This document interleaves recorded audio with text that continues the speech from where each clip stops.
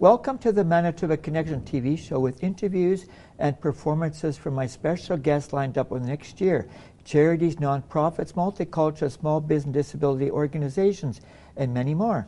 Today I have as my special guest, Councillor and Deputy Speaker of Winnipeg for Mayor Scott Gillingham, Ross Eadie, Kiana Scott, an autism advocate, and Andrew Huyhn, an award-winning artist with PTSD.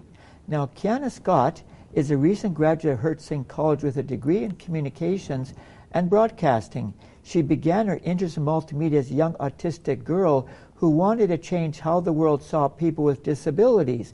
Since 2013, she's been using TikTok, YouTube, and other social media to speak to and for neurodiverse people who do not feel heard. She shares the difficulties, assumptions, and frustrations of living as a square peg in a round hole. In 2021, she began to work with the Canadian Association for Supported Employment, or CASE, and Inclusion Winnipeg, and using an app called Routine Factory. Routine Factory is an app that allows those with additional abilities to succeed at home, school, in the workplace, and the world in general. She's become an advocate for the app, speaking at CASE conferences across Canada for the past 3 years, as well as recently being part of their television advertising campaign by participating in a commercial for the app. Ross Eadie has worked with many mayors as a councillor for the Monarski ward and has a disability of blindness. This disability has not stopped him from performing great work in the ward and for the city. He is active in many community events and has colleagues that guide him around if he's alone. He uses white cane for navigation. Here is Andrew's bio. In 2023, volunteered at the World Police and Fire Games in Logistics Department, driving trucks. After several hold-up attempts, he ended up with PTSD, which dramatically changed his life.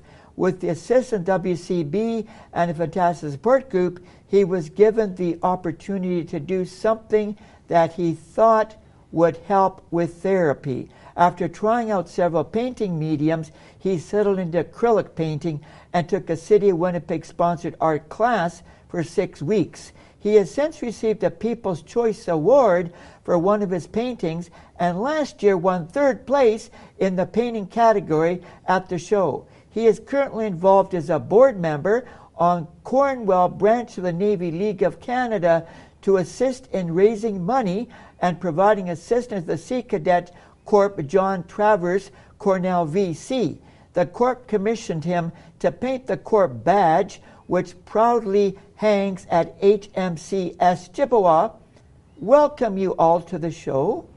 And I see various different degrees of disabilities, but despite that, you don't let your disability hinder you from accomplishing goals and achievements in life. So welcome all to Andrew, Ross, and Kiana. We're going to have a very good discussion about disabilities. Now, Kiana, when you were diagnosed with autism, for our viewers and audience out there, can you share more about what autism is and how do you know that you're autistic? Well, that's a good question. Autism it's more of a mental disability. We see the world differently. We're more sensitive, like through sound, taste, smell, sight, even touch. It is it can make us feel so overwhelmed by everything around us that you just can't tell. Like, looking at the average person, you couldn't tell that you have autism, but it's the way we act, the way we respond, that's how you can tell we're autistic. Now, you also mentioned you speak about your autism at these different conferences, but you also talk about what goals you've achieved having autism.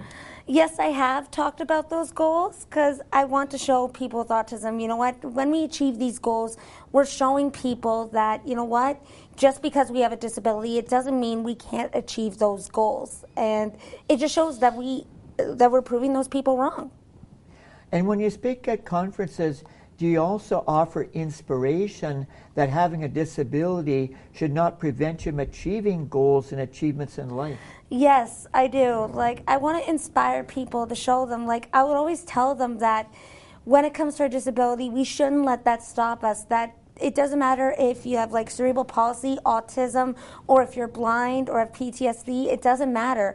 You can achieve your goals and dreams, and that's what we need to show people. Now, do you also get support from local autism organizations on how to work through it? Yes, I have. A lot of the organizations I worked with were back in Edmonton. So there was Dr. Hapshin. She was my psychiatrist. I can't remember the name of the hospital that I went to see her, but she helped me through my childhood, just understanding my meltdowns, my sensitive tastes and touches and smell. She helped me to not feel overwhelmed with my autism. So, but yeah, a lot of the organizations that helped me were at home, and now Routine Factory is also helping me in my everyday life. Now, I want to ask you one question too. Yeah. When you went to Hertzing College, did you have to mention you have autism, and did they sort of help you with tools or understand, like, you might be different than other people handling the different tasks? And yes, I did have to let them know that I was autistic, and Bev was just so amazing and patient and kind. She really helped me to understand what I needed to learn when I was in that course. I will admit it was difficult, and I did make some amazing friends. And you know, it wasn't just the teachers, but my classmates also helped me to feel welcome, and they helped me when I needed it. So yeah, they were able to help me with my needs.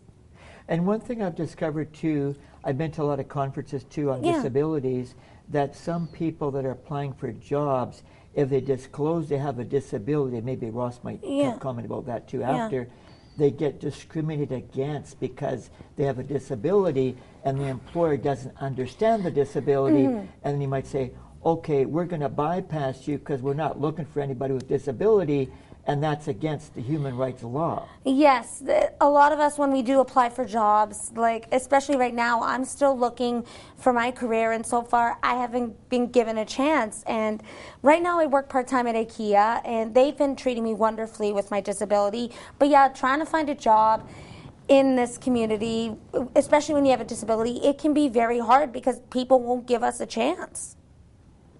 Now, Ross, when you were diagnosed as having visual impairment at a young age, how did you feel about that? Actually, I became blind through 2 sudden deliberate accidents. My right eye was a tree branch thrown from another child, and the other one was somebody hit me, and my prescription glasses shattered into my left eye when I was 24. So it was a sudden blindness. It wasn't really a diagnosis, but I was hoping during my 4-week stay in the hospital that the diagnosis would be that they could restore some eyesight, but the reality was back then I looked at it as I have a sentence of total blindness for the rest of my life. So it was very difficult for a couple of years,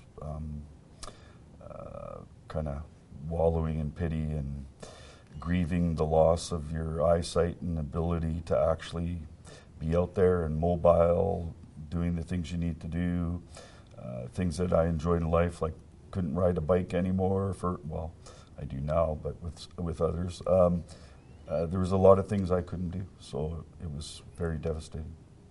And when you attended school, you mentioned that you went to Red River College quite a few years ago, and you went part-time to St. John's College. How did they address your needs that you were visually impaired? Well, so when I was 24, I never graduated. I went to St. John's High School for quite some time, but I never graduated because I spent a lot of time working at McDonald's on Kingsbury in Maine, where I learned a lot about how to run a restaurant and that kind of stuff. But when I got to college, after a couple of years of wallowing in pity, I decided that life has to have more, and I had to realign my goals in life. So when I went to Red River, there was a great support team there, working with people with disabilities, including people who were deaf as well. And they were very helpful, as well as the CNIB. But really, the biggest issue was arranging to have all the material in a accessible format. I used Braille a little bit, but most of what I did was through audio. when I went through Red River College. And now you mentioned that you've been a city councillor for quite a while. How did you decide to enter the world of politics and get into representing the people of our city? Well, when I graduated with top honors from Red River, Lieutenant Governor's Medal Scholastic Achievement Arts-based course, I ended up working for the Independent Living Resource Center as their financial manager, head accountant. And through there, I got into advocating for accessible services for people with disabilities at the city level, because city services are the ones that affect you most in your life. So I got involved that way, and I was behind the Access Advisory Committee getting established. It was done through Susan Thompson and the council at the time. But we established that, and Councillor Vandell at the time, he had won in '95, he was the chairperson, and he said, "You sound like a politician." And also in the disability movement, working at the ILRC, Rick Hansen, and we had a international Decade of Disabled thing in Vancouver, and there, people with disabilities we were having quite success in advocating for improvements. But we needed the consensus there was we need to get more people with disabilities into government so that we're there in behind those closed doors when we're discussing what kind of policies are happening, what's going to happen. So I endeavored on that way. And I first ran in 1998, came pretty close to winning. So. And you've been how long altogether, like 20 years involved?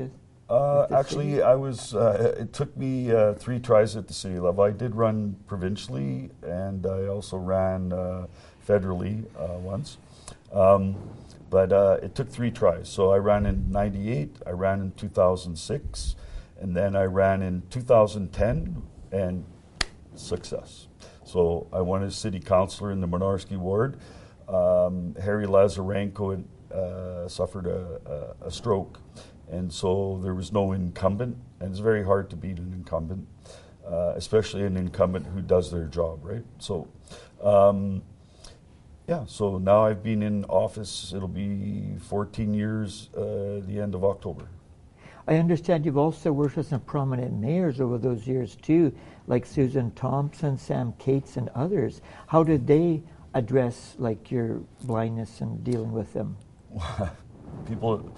Susan Thompson, we lobbied for audible signals. So now at every intersection here in Winnipeg, the only city in North America that I know of, large city, that has audible signals at every signalized intersection. And we lobbied for that. And so Susan Thompson, at first, the concept, maybe people are blind. There's a tendency to want to coddle, right? But at the Independent Living Resource Center, they supported what I believe in life, which is, you need to exercise independence to be able to, learn the skills and work at having success in your life. So Susan, after a bit, took it quite well, actually, and she relied a lot on what I had to say in terms of accessibility when she was mayor.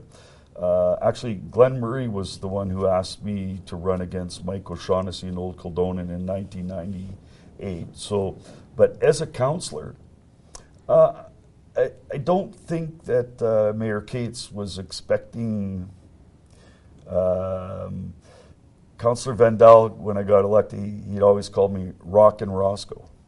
And the reason he calls me Rock and Roscoe is I was ready to move. I was fully immersed in all of the goings on with the city at all different aspects of services. And so I think over time I earned a lot of respect from Sam, and he's a very personable person. I wouldn't say he was the best mayor for the city, but anyway, so when he was at the end, I think he had a good appreciation for my ability. And Mayor Bowman, I didn't interact too much with Mayor Bowman, but I'm sure he had a respect for me and what I'm able to do.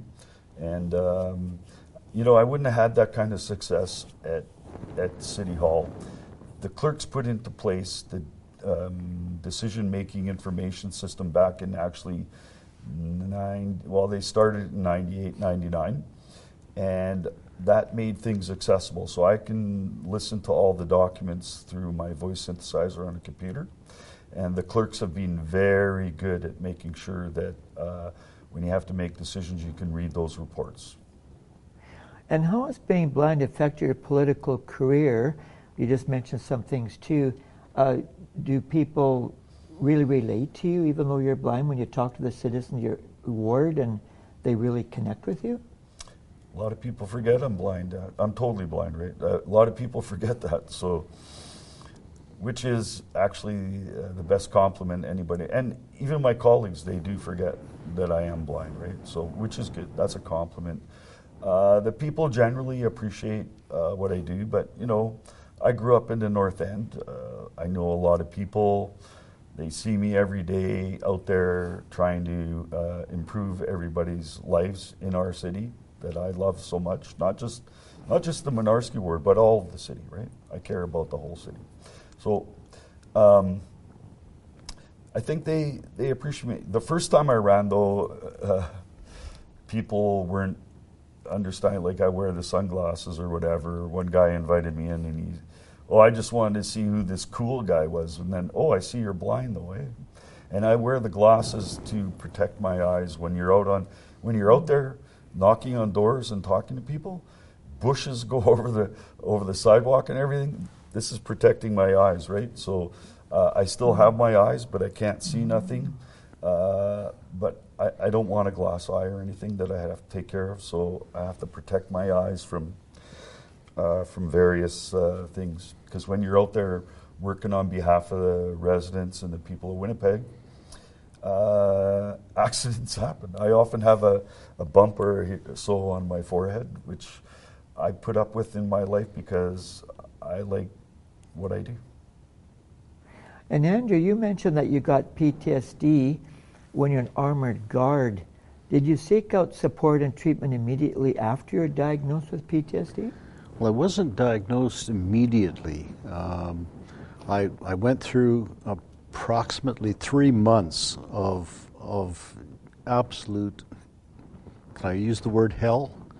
And then I talked to some people, and I was so agitated and so irritated that I couldn't deal with the people at work anymore. And I went to see my physician after 3 months, and he said, "You're not going back to work." He said, you're off as of today. And he said, "I will call workers' compensation right now myself." And he said, "You are done." So he, at that point, decided that I had PTSD. And that's when everything kicked into motion. That's when I started getting, I had a caseworker for WCB. I had a psychologist from workers' compensation. I had my own psychologist that they sent me to. I had my physician.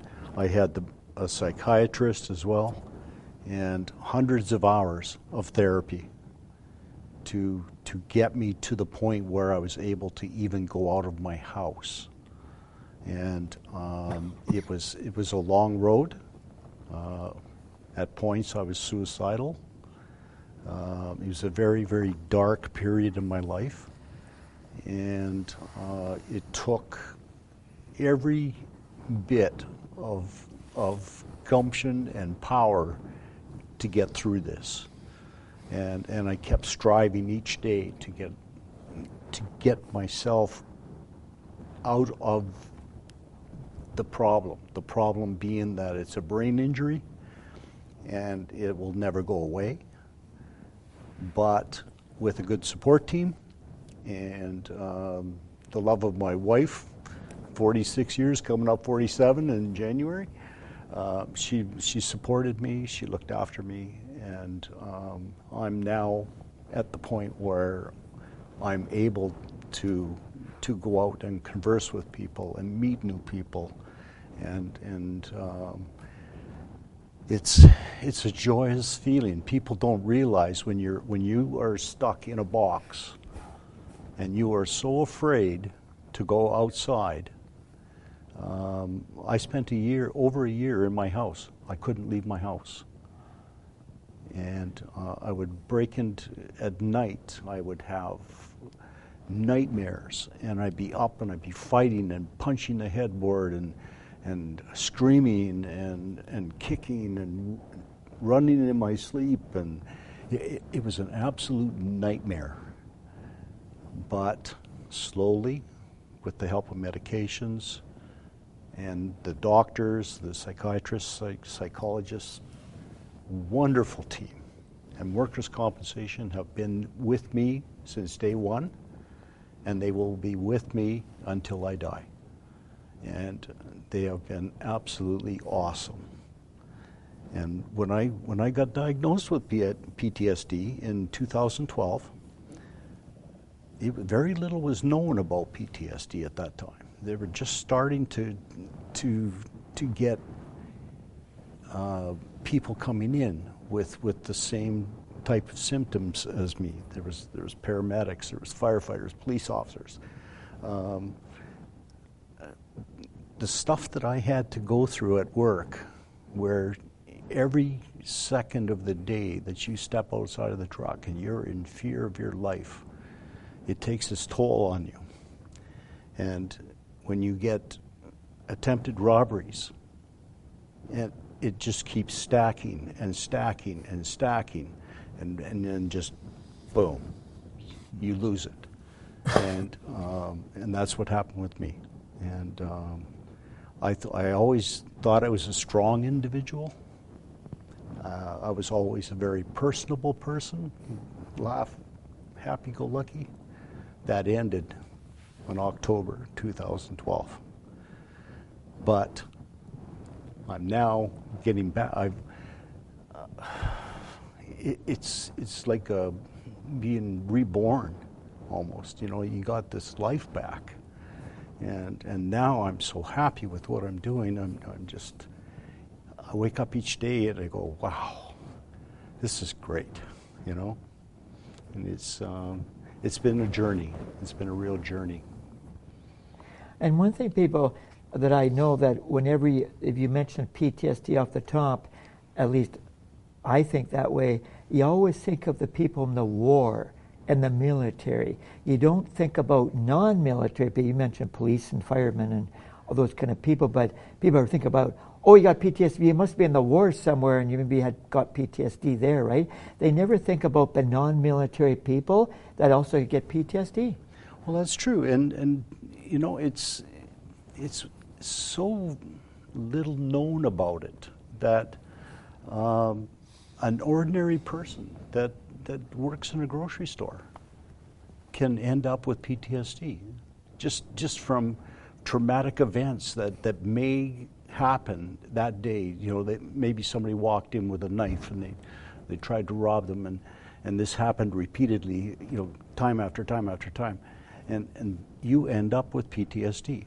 And it's there's so little known about it. They're now having studies and learning about what happens to these people, like myself. And yes, I worked in the private sector, but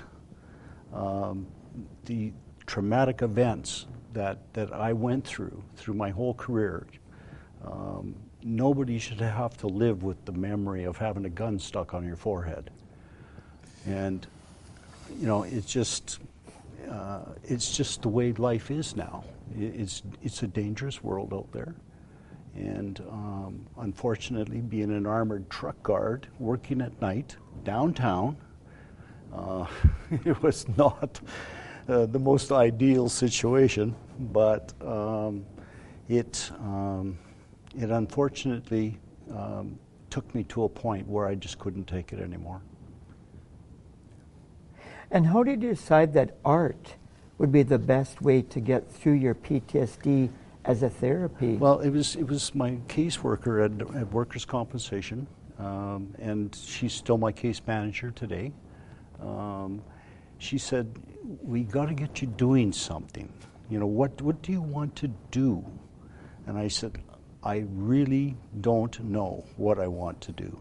And she said, is there a hobby you want to get into or do? She said, let me know, you know. And I said, I've kind of always wanted to be an artist. And she said, great, go down, buy the stuff, and we'll pay for it. And they did. So she said, sign up for some art classes. So I signed up for the City of Winnipeg art class at, I forget what the name of the community club it was, but I went there, and I was very, very withdrawn. I was afraid to be with these people, but it seemed like a pretty good crowd. So, you know, we were sitting there, and the instructor said, okay, just go ahead and paint something. And I didn't know what to paint. So I sat down and I painted a boat.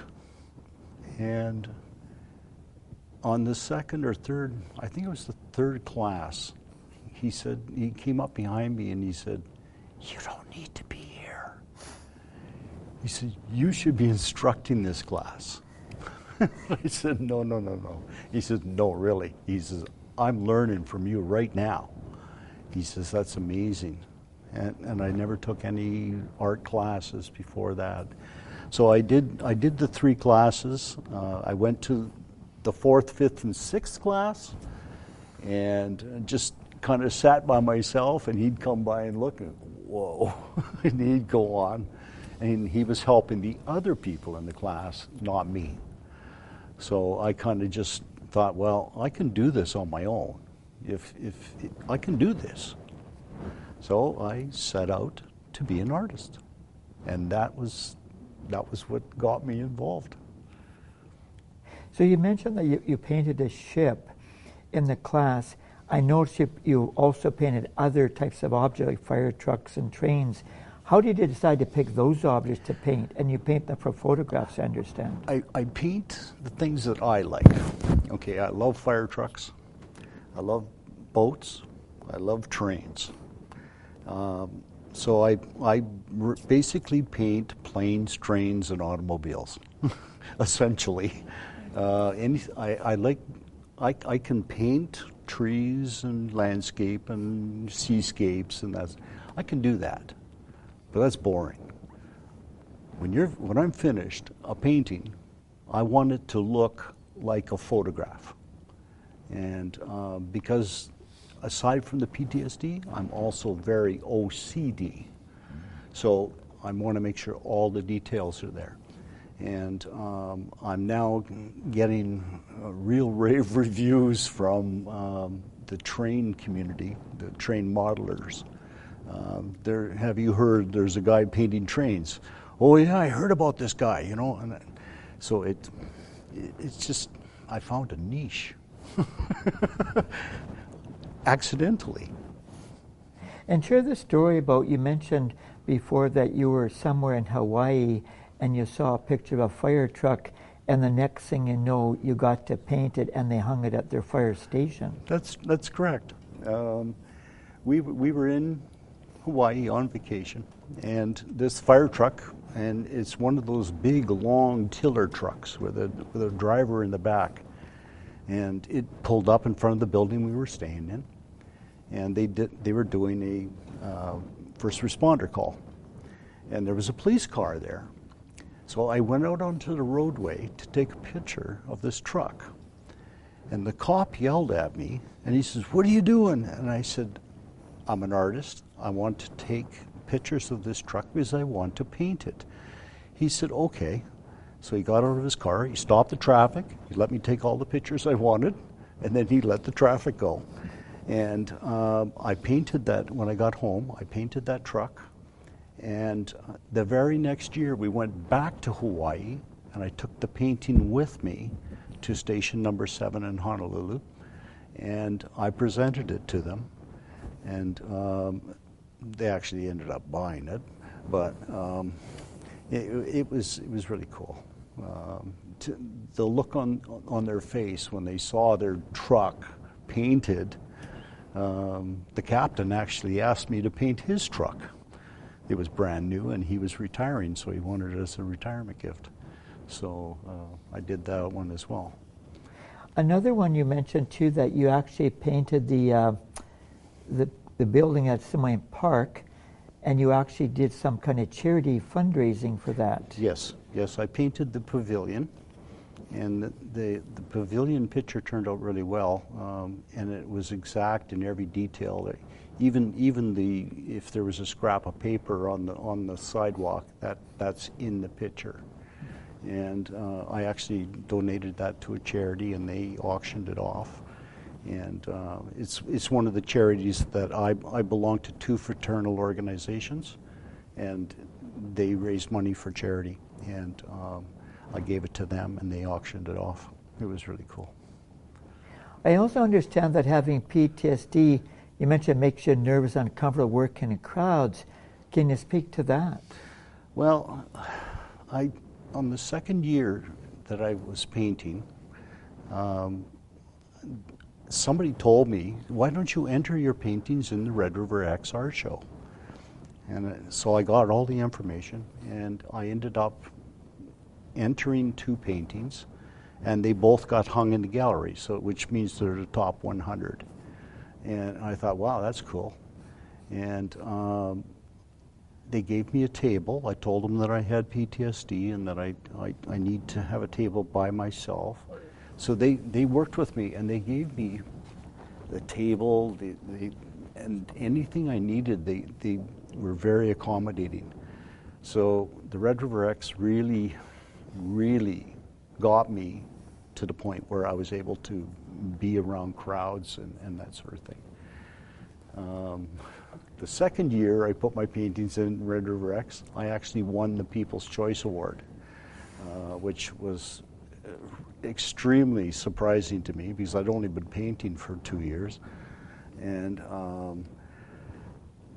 I got that one, and then last year I won 3rd place in the province in the painting category, which was quite an honor.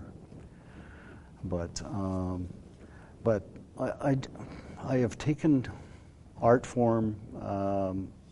I've moved away from acrylic painting to strictly watercolor now, and it's the hardest medium to work with. It's the toughest thing to work with because one drop of water, your painting is finished. Throw it away, start again. So I'm very, being OCD, I'm very, very careful. I make sure that everything, if I get my water, my hand goes to the water and then it goes across the paper this way so that I do not drop any water. You can't sneeze on a watercolor painting either, by the way. Just saying. It's not a good thing. So, but it's my life now. It's my passion now, and I have a studio in my garage as well, and it's fully set up with computers and easels and all the tables and stuff where I work. And I go out there every morning at 8 o'clock, and sometimes I don't come in till 10 o'clock at night. And aside from meals, of course.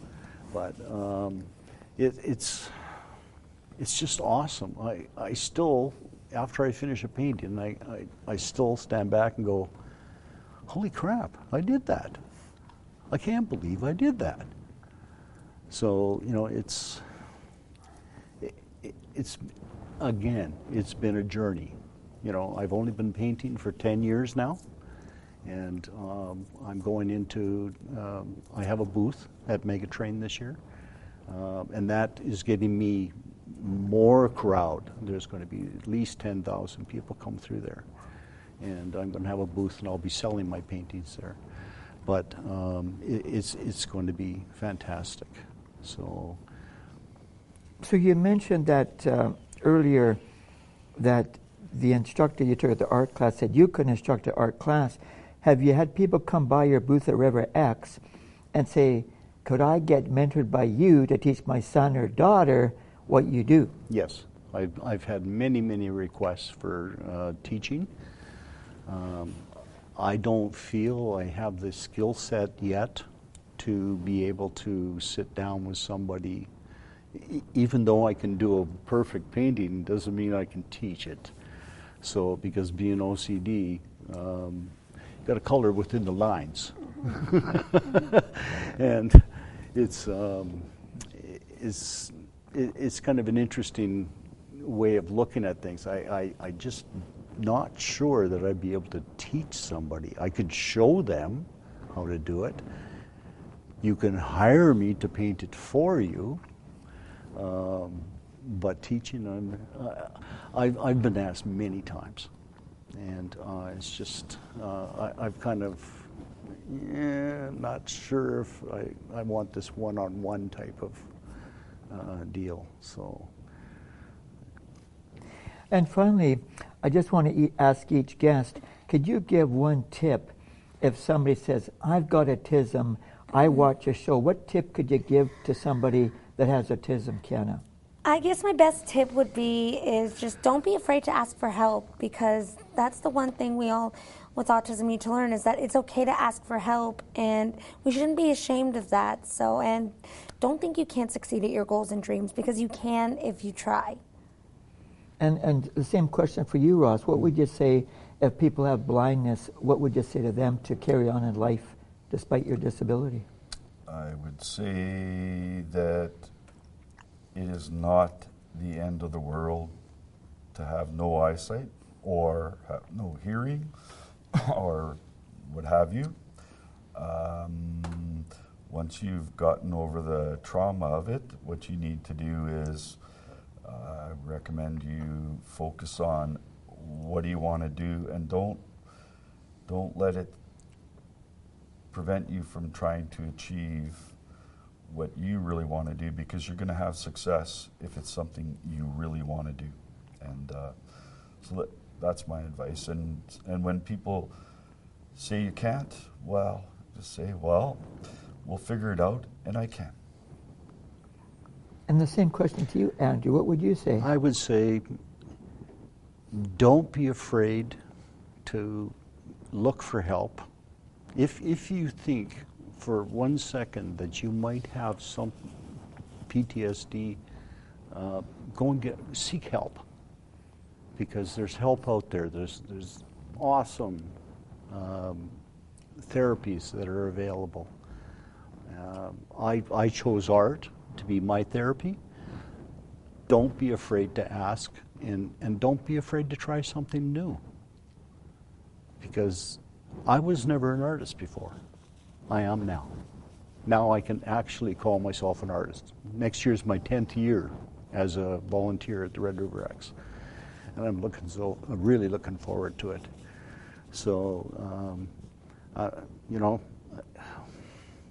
I got commissioned by my cadet corps to paint that painting. It's hanging in a Canadian ship, and that was my 2nd year of painting, and it turned out awesome. I'm really happy. I'm very proud. Every time I go, I was in Chippewa last night actually, and I always make a point to walk in there and look at my painting, and it's such a pleasure when you can see it up there. Your work is actually being shown to every person that goes into that building, sees my painting. And that to me is gratification to the nth degree. And you actually brought some of your samples here today. Yeah, I got a couple. You want to hold up some to the camera to give people an idea of the prints? These ones here that are out in the front here, they're all prints of paintings that I have done previously, but all the originals are sold. And these, I have also brought 2 of my brand new ones. These 2 I just finished painting, and they turned, I think they turned out awesome. The CSX one, it looks like you know, you could smell the diesel fuel. So, you know, it's just, and this Empress here, that came to Winnipeg July the 6th for one day only. I was in attendance. This is actually my photograph that I took, and I painted it. And it was probably the hardest steam engine I've ever painted, because it's so intricate and so beautiful. What a piece of machinery. Unbelievable. But I had a chance to get right up close and personal with it. I was a VIP, and that was just fantastic. But this is just what I'm doing now, and I'm painting trains right now just because Mega Train's coming up, and I'm going to go back to painting, you know, some landscapes and stuff, because people are all the time asking me, well, you don't paint landscapes anymore. How can I buy them? You know. So I'm going to go back into that a little bit once Mega Train's over. Maybe just dedicate 6 months of my life to painting trains. 6 months to painting boring trees and palm trees. Oh dear. So the audience will be able to find those prints in a big painting at this Megatrain event? Sorry? Will the audience watching our show be able to find these two prints in a big painting at the Megatrain event? All the prints will be there. I'm going to have a booth, and all my prints are going to be there in 2 size formats. I also have coffee mugs made of the same, with this painting on the coffee mug, and fridge magnets. And I'm going to have all that stuff for sale. This is the first time I've ever been in a retail type of situation, and it's kind of a. I'm kind of scared, but I'll get through it. I know I want to do it, so I will do it. It's just it's a little different. That's all, and it's taken an incredible amount of time to plan to do this, because I've never done it before. You know, there's so many things you have to worry about, you know, getting your prints made and how many you got to make, and what sizes you got to make, and it just goes on and on. But I'm figuring it out. You know, it just don't tell me I can't do it. I can do it. So and I will. And finally, would anybody like to share any content information in case they might want to contact you about booking as a speaker, Kiana? Yeah, if they want to find me on my social media, they can find me on my Instagram, kbear10015. And if you want to follow me on TikTok, just type in 1 pack of sugar, and you will find my TikTok page. So.